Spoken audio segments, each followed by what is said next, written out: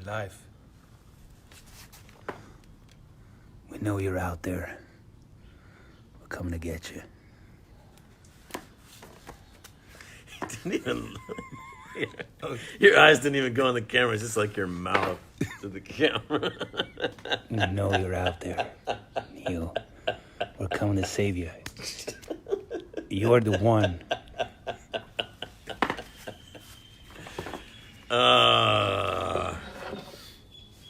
So we're still in Florianopolis, in Brazil.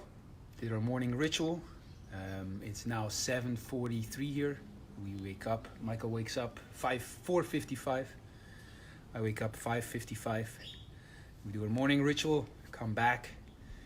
Sit down. Think about what we're gonna talk about, and then we narrate the war for our brothers. So this call is for our brothers who have a battle to fight, yes, an adventure to live, and a beauty to rescue. And we're talking to the guys who are in the matrix, who are in the Western socially conditioned rhetoric in the whole system, and living that life of a good man with maybe not a good man or a good boy with a job and a relationship. I just meant maybe they're not good. Yes. Hopefully not. And doing all the right things, but feeling something is off. Something is like, is the job, that's not something I love doing. My relationships aren't helping me thrive in the way I foresaw it.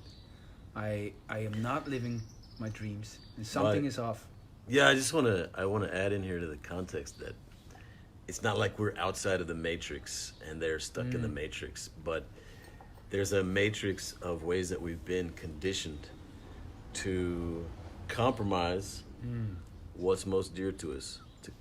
Man, this fucking install thing.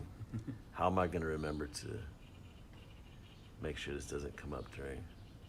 Oh, this pisses me off. Well, we have mine. So I'm going to add it. I'm going to add it to the goddamn formula right now. So we have a formula, a system for our rituals, and we constantly upgrade them.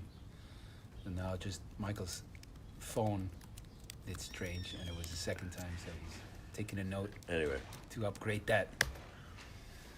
Hold the line, Michael Skye. So, yes, of course. We're not outside the matrix, but so you said they've been. There's what is the matrix? Do you remember the movie? And I think that was one of Neo's questions. What is the matrix, right? And he's stuck in it, right? So, what is the matrix? It's not just this, and I would say it's not this external thing. It's not the society or the government or like all this stuff outside of us, but it's here. It's inside here.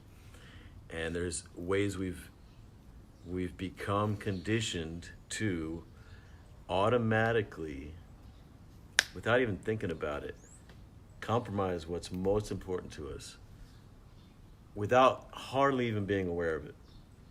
And then we're left less alive. What do you mean by... And we're left with some suffering. What do you mean by what's most important to us? And let me just say this. Remember that addiction conversation we had? Don't ignore my question. I'm ignoring your goddamn question. I'm putting it off, okay? I'm holding on to it. You hold on to it. I don't want it, that fucking question. So let me talk about I think this is key, because guys will say, I'm not suffering. Yes. But you cover over the suffering with addiction, distractions, everything else, right? So the compromise takes you away from your full aliveness, your honor, the things that would really have you be alive, and what you're left with is suffering. But to mask the suffering, we have our addictions, we have the ways that we're in a trance. So what is most important? What is that aliveness? What is the thing that you say you gotta listen to?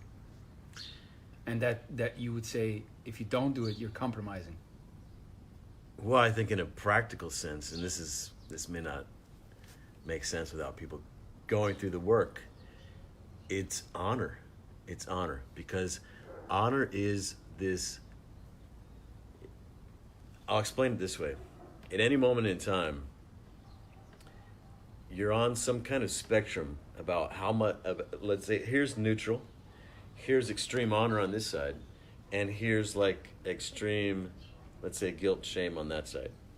At some point, at any point in time, in addition to whatever else is going on, whatever else you feel, you're also on some continuum of this overlay of feeling, and it's a feeling about yourself. It's a feeling about who you're being in relationship to the things that are most important to you, or that you say are most important to you. And so if you are not feeling honor, and you're gonna, or if you're feeling, when you're really present to yourself, you're feeling shame or guilt, then you are less empowered to face reality, to face other people, to face yourself, to access courage, to act boldly in line with your values.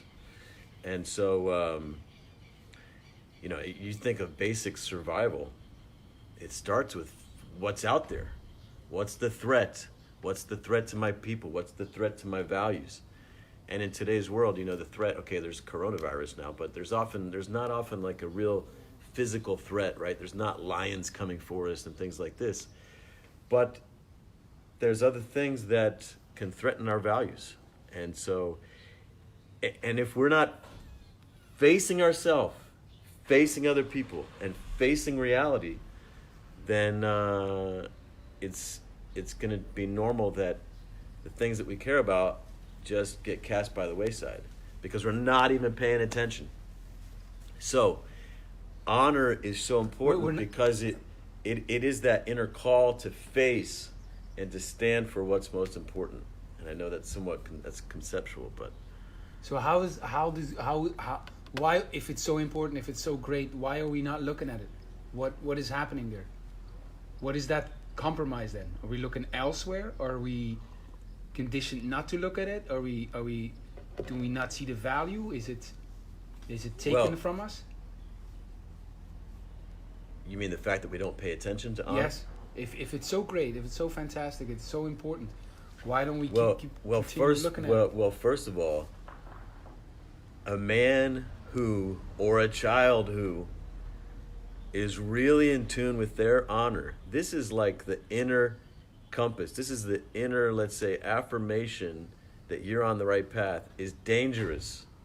Imagine a teacher in a class at school, and there's this one student in there who's like, I don't believe this, and I'm not going to follow that, and whatever. Like, I'm called to my own thing.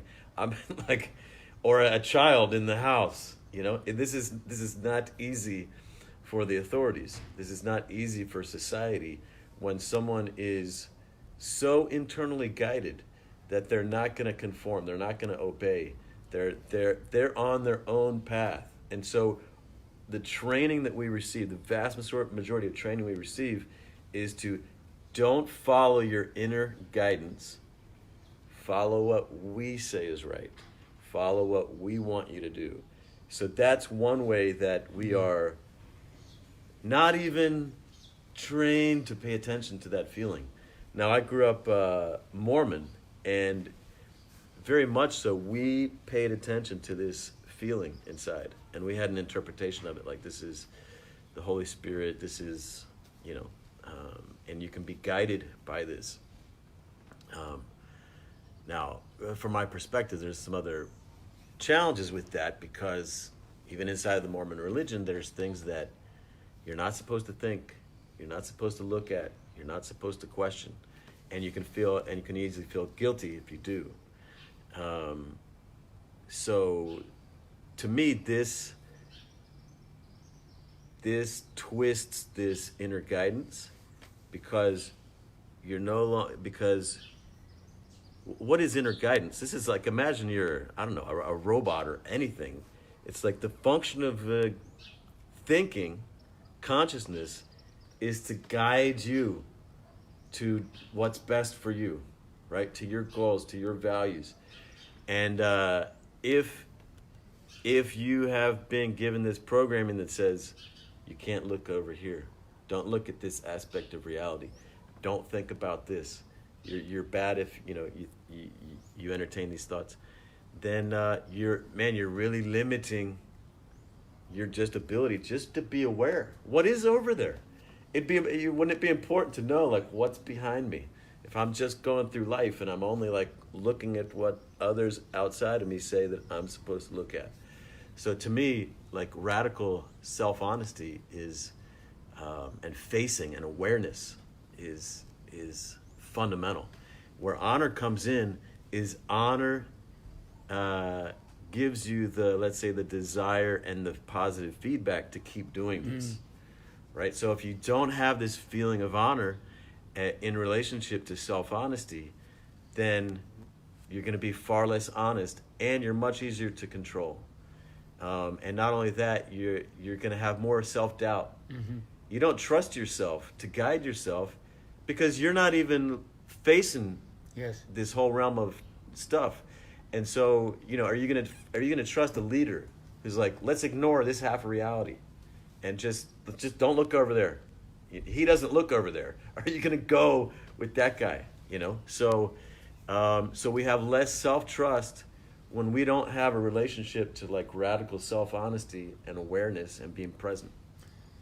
But it comes in the long term with suffering, and that's why man, even years and years of being trained and conforming to these towards comfort and image instead of, say, adventure and honor, they still, it's suffering. In the end, they're suffering, and you see men wake up to, like, fuck, it's something is off here, something is wrong, Yeah, let me speak to that, because there is a call to be honest. There is, like, let's say that you're a father and your small child has walked towards the street, but you're watching the football game, right?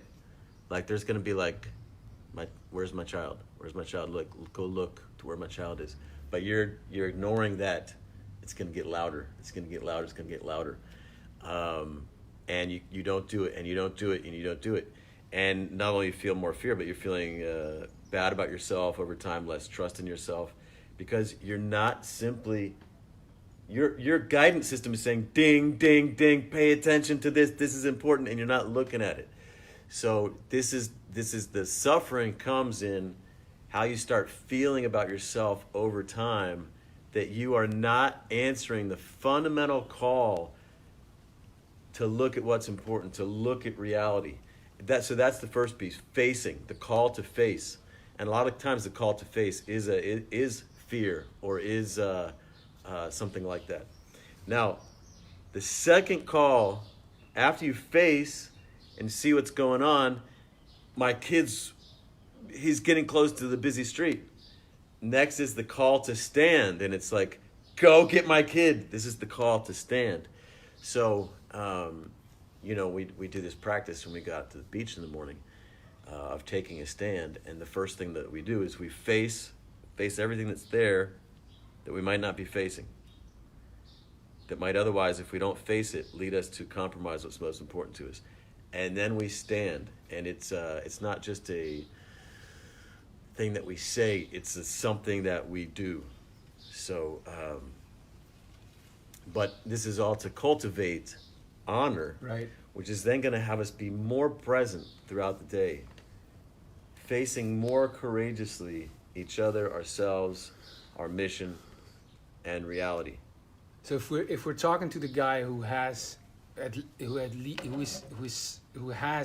suffered from not answering the call, not following the inner guidance, and starts looking at it, starts facing it, right?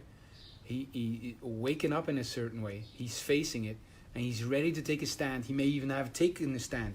I want a different life. I want adventure. I want honor. I want something different than what I'm living right now, and I'm gonna go get it.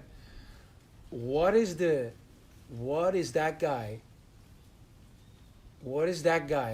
gonna face or what's going to happen with him, what obstacles are going to be on his way to like to completely answer that call and keep following that. Many.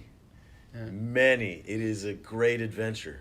I mean, it's like sailing across the ocean a couple hundred years ago, not knowing if you're going to make it, not knowing if the world is really flat or round, and what's going to happen if you do land on the other side.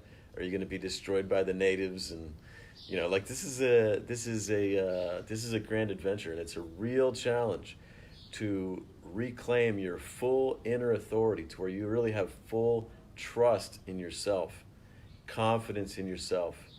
And if we talk about self-esteem and confidence and these things are about how much do you trust you to guide yourself.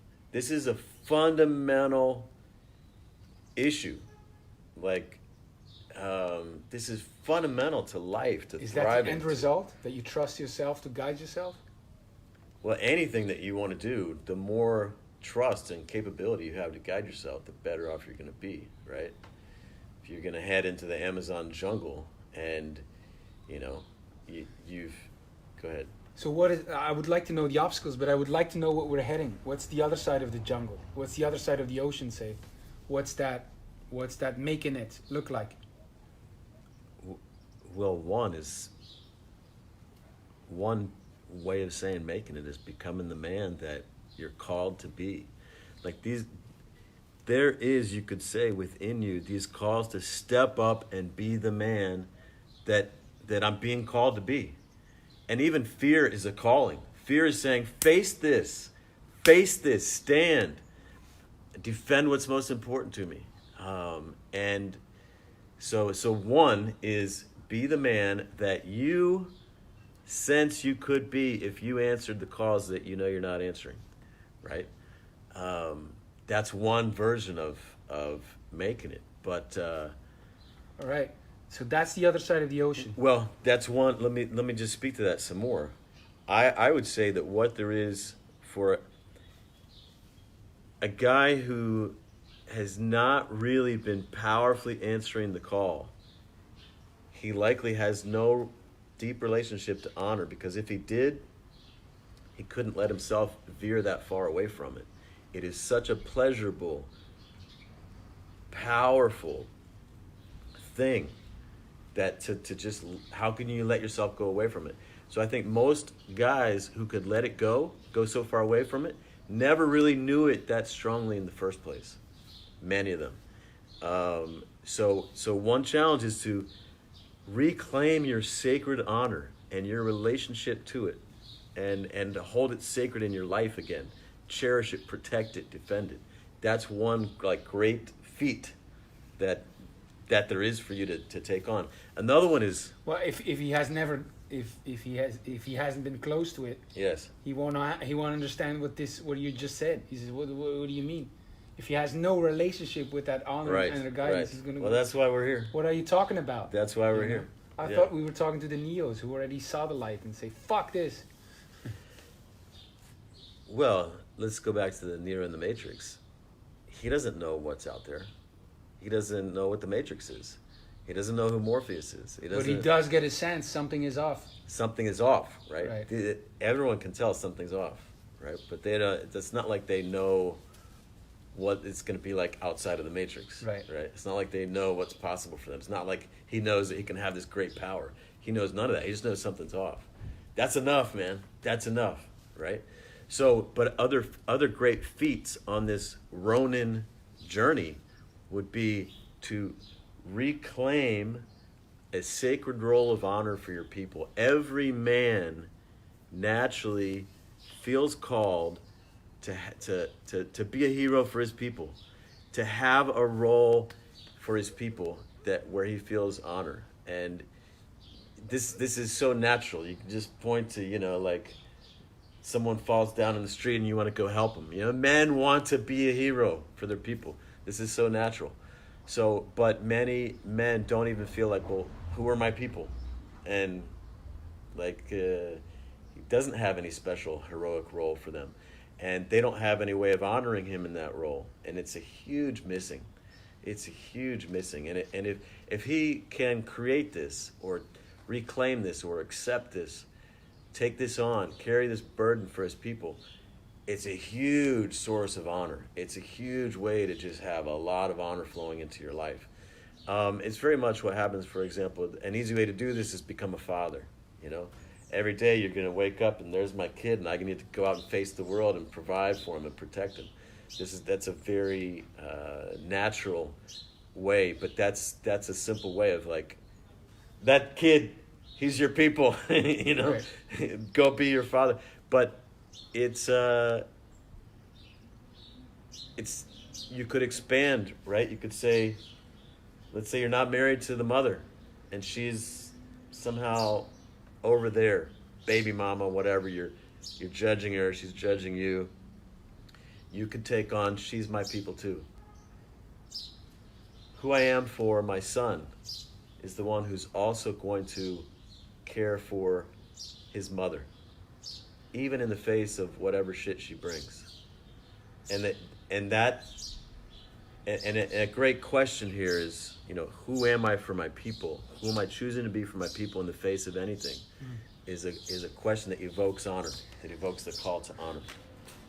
Many ways to step into that role, but the initial question was a guy who's determined, who felt something is off, and he wants to listen and hear the voice, the inner guidance more clearly. There are many obstacles that are going to come on this journey across the ocean, many sea monsters and natives and whatever. Yes. What are those obstacles? Once a guy has said, I've seen the light, I want to go towards it. Even if he has made a stand, you know, I want to be this guy in the world. What are the obstacles along the way? Well, let's use the analogy of the story of the Matrix. So, you know, Neo, he's heard of Morpheus. He's like, what is the Matrix? And he's asking these questions. He's searching online. He's staying up all night. He's like, something's off, and you know, I don't buy into the world. The authorities are expecting me to live this job. What the fuck is this job? And he gets a call all of a sudden, and it's Morpheus. And he's like, this is Morpheus. You've got 5 seconds. The agents are coming, right? Go here, go there. And then he goes like he's escaping through the office, right? And he gets to the balcony outside, and Morpheus tells him to jump or to step across to the other side, and he's too scared, and he doesn't. And then he gets caught, and he gets taken into the police, and they chastise him and everything else. I think one thing is making a leap that will land you in a place that's in a world where you wake up in the morning and you're like, I leaped. I'm not in the same world anymore, you know. And I think it's a very powerful thing, because I think if you're really feeling stuck, if you're really feeling like a numbed aliveness, if you're really feeling like you're not feeling a call to great honor or adventure, and you're just kind of like, life is like, or you wake up feeling like shit, or you're just simply not as alive as you could be, then, you know, when you get, for example, a call from brothers or from a call to the hero for your family, and there's fear there, accept the call. Go, commit, do it. And then establish a pattern of doing it, of answering the call in the face of the fear. So, you know, I did this early on in my life, and I'm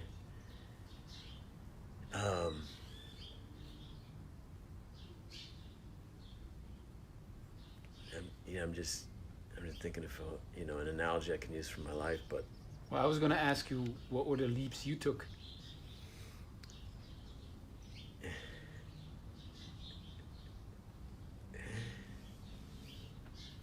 Okay, I'm going to share. I was thinking, do I want to share this one? Should I share this one? But I don't know if I was 16 or it was probably 16, And my dad left home a few years earlier, and it was a tough time for our family and for my mother. And I was always causing trouble. And this one day, Not much has changed. Much. I provoked my mother, and she came chasing me down the stairs.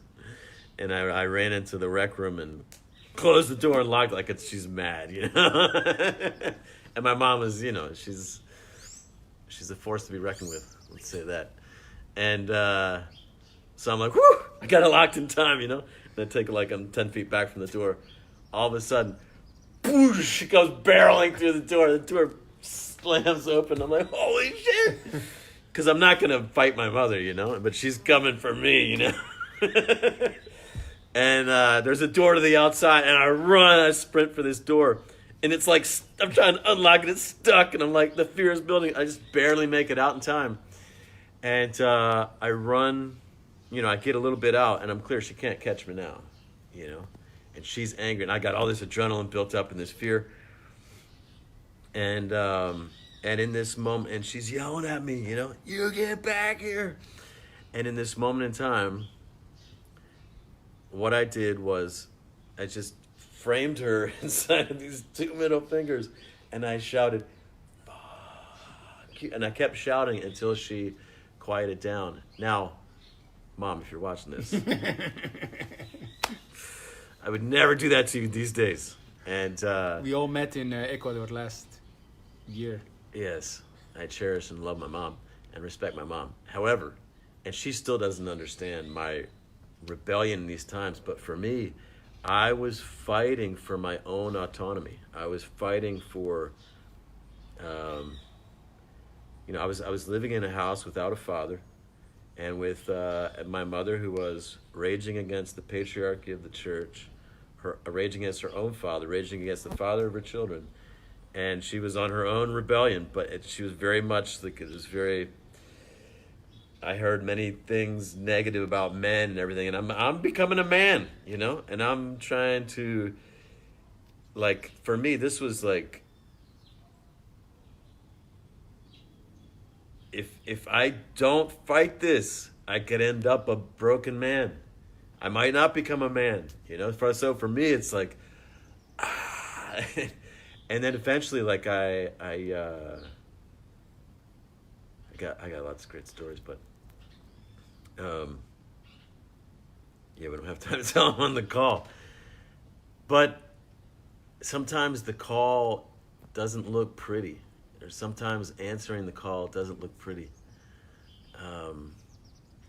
But a lot of times fear is a great call, to stand up for yourself. So you got in ways that you haven't been. So you got the obstacle that maybe you have to jump at some point, like Neil had to jump, like you had to face, and it's not necessarily pretty. Could be scary. That's why Neil didn't want to do it. He was scared. Mm-hmm. What are other obstacles that guys that are determined to answer the call, walk that path? What are they gonna have to face? Oh man, well if there's ways that they've not been answering the call for their entire life or for a long time, and they have all kinds of inner programming that has excused that behavior. They have things that they've told themselves every time that they didn't step up, that this is like wiring now. This is programming that makes it easy to compromise over and over and over. So you're also what I'm thinking of, you're also going to not only face your own judgments, but you're going to face judgments of the others. Yes. Of the people that have been around you all this time. The wiring is the matrix. Yeah. It's thick. It's programming to compromise. And for many guys, they'll say, well, I'm not really compromising. I'm on the path to going for my dreams. First, I'm not saying you're not. And what happens is, what we do when we're faced with enough conflicts that I don't want to step up and do that. I don't want to step up and be the man in this way. What we'll do is we'll start developing beliefs that make it so we're comfortable not facing that conflict ever again. For example, well, I'm not like that. I'm like this, or the world is like this, or and we develop this position that we can sit in comfortably and be like, yeah, I'm not compromising because I don't actually want that anymore. Yes. And I don't believe that anymore. And so I'm comfortable right here and I'm not compromising. So we will construct our own matrix. Right. We will construct our own matrix, our own eggshell to feel comfortable inside of. If we don't have to face this goal or dream that we once had anymore seriously, then it no longer calls us. It doesn't confront us. For example, we're not talking. We're talking to Neo. You know, we're not talking to the guy who's wired up, completely in the matrix. You know. But that was Neo. Yeah, no, he was still Neo is in the. Yes, but he has a sense something is off. Something I gotta break free. Yes. You know, so. But even when he's in there, it's still just an illusion because he's still in this egg in reality. Yes. And one thing, let me say this. One thing he needs, or he could really use, is brothers to come back for him. Yes. It doesn't need to be all him. And it shouldn't be. It shouldn't be. We should go back for our brothers, you know? And that's a natural call as well, you know? We know you're out there. We're coming for you.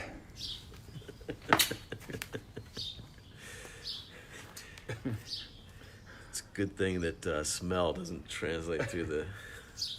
I was going to say that 10 minutes phone. ago. But this is part of the challenge as well, is going back for our brothers. And even to whatever extent we feel that we're free from the matrix, we can start now. And this is a great way to bring honor into our life. This is a great way to have a role of honor for our people, is say, there's a younger brother. Exactly. There's my son. There's my neighbor's kid. There's a younger man, and I'm going to show up for him. I'm going to stand for him. I'm going to have his back. I'm going to encourage him. I make a joke of it, but it's very real. I feel that sense of honor to know if a guy is out there and he's determined. He has warrior spirit. He's determined to do something different, to break free. You know, I want to be there for that guy. Not like I'm gonna pull you out. I'm gonna teach you, but I know you know the game is afoot. Something is up. You know, and I want to be at the service of that. Yes. You know, I wanna, because you're the one. You're the one. You know, and so not that like I'm gonna teach and save or convince you, but I need you because you're the one, and I want to be at the service of your liberation. And so many older men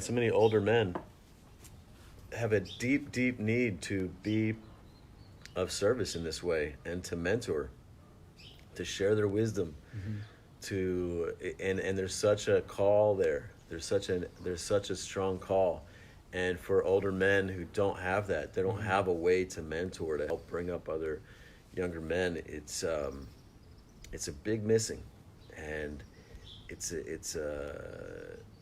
there's a lot of times there's a lot of grief there, even if they don't know where it's from or whatever. There's that huge missing, and in our Western culture in America, in a lot of ways, we've cast away our older people. You know, like they don't play the same role. We don't have the same respect for them, and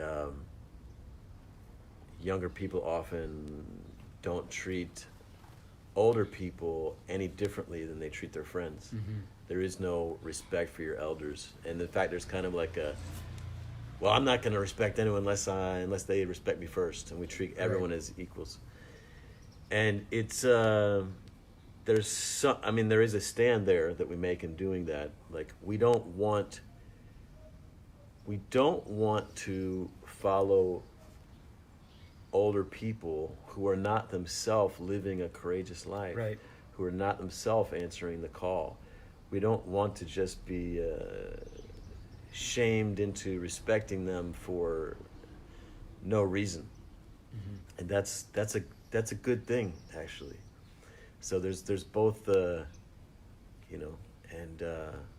I think one of the ways that older men can go back for younger men, it's not just going and wagging our fingers and saying, you know, you should be doing this, and, you know, you should be responsible.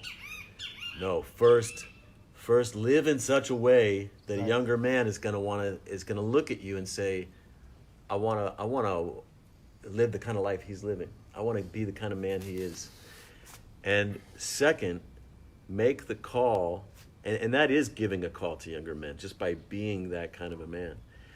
And secondly, go to the younger man in a way where you see him in a context of honor. You see him as a potentially great man, and give him calls to adventure.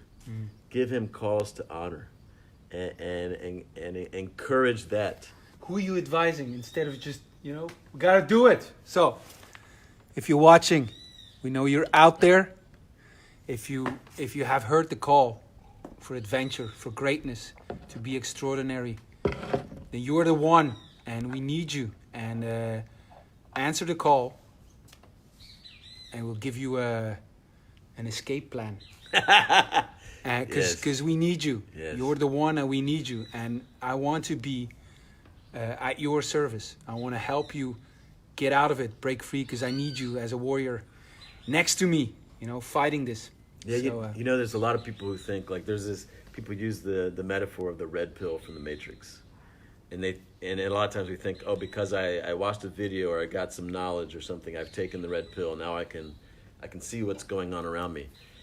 But if you're still not fully alive, if you're not in your power, if you're just sitting around watching red pill videos and thinking that you're better than those who don't have this greater knowledge in some way, who don't see the world in a more enlightened way, or see the bullshit that's going on, if you are not in your power out there in the service of your mission, your people, your vision, you are still in the Matrix. let me put it differently. Knowledge is not enough. Yes. Knowledge is not enough. Let me put it in different terms. If you, like in my work, people come and ask for medicine. There's a situation with a girl, let's say, and we want to solve it. What text should I send her? And I enjoy doing it. If I'm a love doctor, I love to give the medicine of this text now to solve the problem now. But don't forget that those are symptoms. And I want you to also be on your way to change your lifestyle, so we don't get at the point anymore where you need the medicine. And so it's great that they use use the metaphor. It's almost as if they're coming to you and they're like, "Doctor, I'm a little bit uncomfortable. Can you help make me comfortable again?" Yes. Right? And then you give them something to feel more comfortable. But we do this to use your metaphor, we do this a lot in life, and people can be completely not caring for their body at all, not transforming into a healthy, strong man, just sitting around eating Cheetos and drinking Pepsi and destroying their body and being like, "Doctor, I don't feel comfortable. Get me some medicine." Right. And you're inviting them to stand up, transform into this man who is strong, healthy, capable, attractive, and on a great adventure in life. Not just take a pill, but completely break free and completely change your ways. And you want to also play the role in their life of not just being the doctor who helps them go back to sleep in a comfortable life where they're not on this great adventure and path to greatness. You want to be the one who is with them on this path to greatness, as you're also on the path, as I'm on the path. Is that? Yes. Last call. We know you're out there. If you want to break free, we'll let you know. Answer the call. We'll see you tomorrow.